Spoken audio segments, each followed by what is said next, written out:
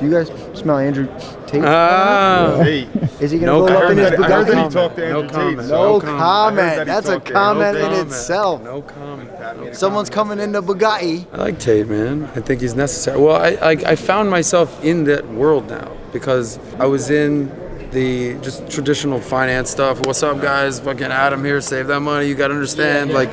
Until I got into finance, which finance led to media via Pat, I was a South Beach nightlife guy. I was a partier guy. Like I was big basketball player. Yeah, I mean, I through that because I used to play ball, met a lot of the basketball guys and the sports guys, but that was my thing, like in the nightlife kind of world. So chicks, partying, drinks, South Beach. So like I get the Tate thing, believe me. And then I kind of got out of that. I was like, all right, I need to fucking grow up. I was like 27 at the time. I was like, I got to make money. I got to figure it out. And I got into the financial space. And then by 35, I found myself what I call chillin'. Chillin' is when like you own your time. You're just like, I got money, I got things taken care of, I'm good. I don't got it like, so amazing. So you don't have to be retired. Chillin' is the new retirement. Like I found myself retired at 35, right? Now I'm 41. So that's when I teamed up with Pat a few years ago, whatever, and he's like, bro, you got to start talking more about like partying and nightlife and that kind of incorporating that. I'm like, no, Pat, that's not like, he's like, Adam, I'm telling you. Yeah. So for 2 years, I kept being like, no, I'm good on that, Pat. Like, that's not, like, I want to, he's like, all right, bro, you do you, because Pat's very like, all right, I can tell you my advice. Yeah. Because I moved to Dallas to team up with Pat. Yep.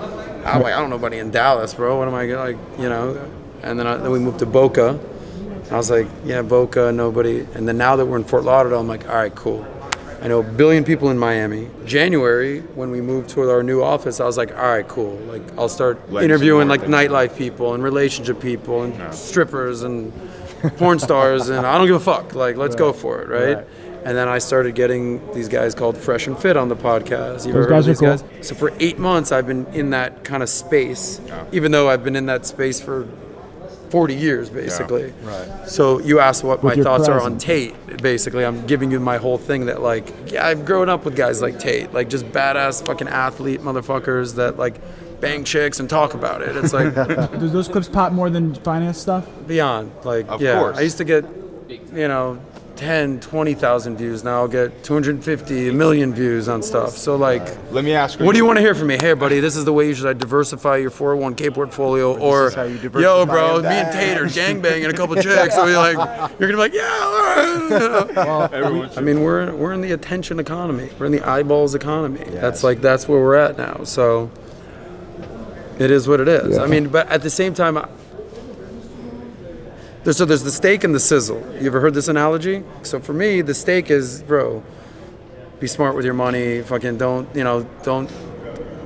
spend it all on chicks. Like, don't spend it in the club. Just like be smart, invest. Like that's the steak.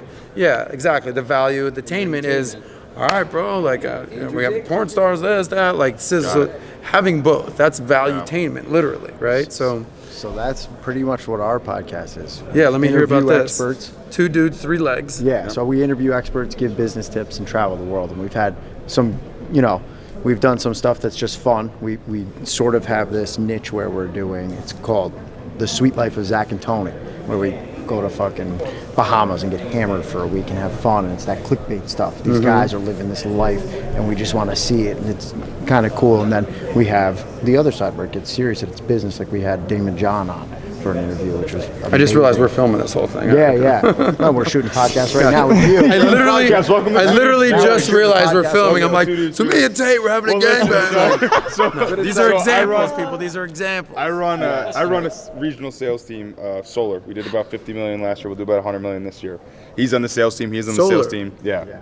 But then now we started a podcast. He owns a bunch of real estate. Nice.